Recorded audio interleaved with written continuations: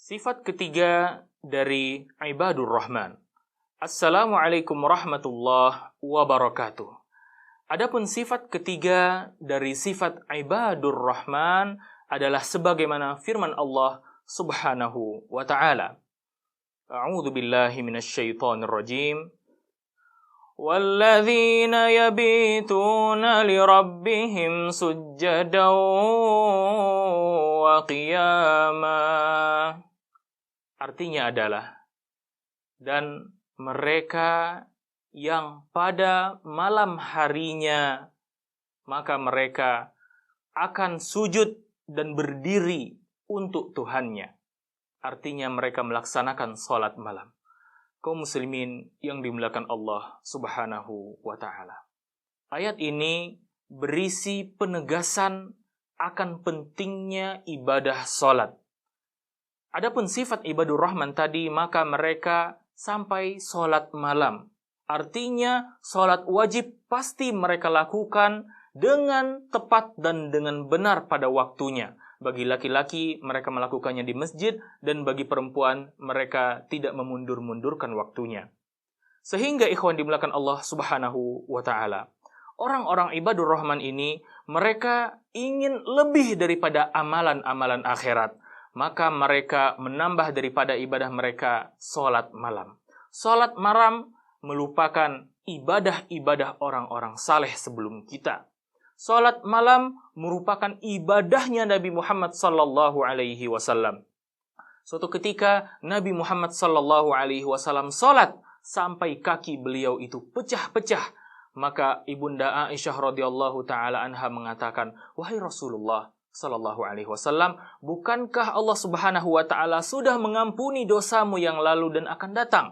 Maka Rasulullah sallallahu alaihi wasallam mengatakan, "Wahai Aisyah, tidakkah aku boleh menjadi hamba yang banyak bersyukur kepada Allah Subhanahu wa ta'ala?"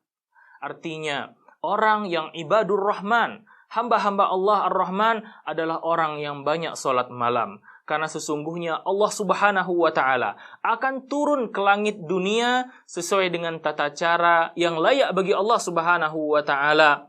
Maka Allah Subhanahu wa ta'ala akan mengijabahi, akan menjawab, akan mengkabulkan setiap manusia, setiap hamba yang mengangkat tangannya kepada Allah Subhanahu wa ta'ala.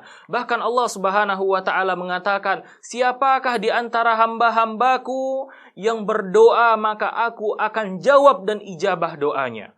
Oleh sebab itu, kaum mukminin yang dimuliakan Allah Subhanahu wa ta'ala, berkaitan dengan ibadah sholat 5 waktu, ada sebuah hadis yang sangat agung, yang mana hadis ini berderajat hasan, sebagaimana yang diriwayatkan oleh Abu Umamah Al-Bahili. Rasulullah sallallahu alaihi wa ala alihi wa sahbihi wasallam bersabda, "Man kharaja min baitihi mutatahhiran ila salatin maktubah, kana lahu ka ajril hajjil muhrimi." Artinya adalah, barang siapa yang keluar dari rumahnya dalam keadaan bersuci, artinya dia sudah berwudu, kemudian dia menuju ke masjid untuk sholat berjamaah, maka pahala orang tersebut seperti orang yang melaksanakan ibadah haji dalam keadaan memakai pakaian ihram. Hadis ini adalah hadis yang hasan. Barakallahu fikum. Masya Allah, betapa besarnya,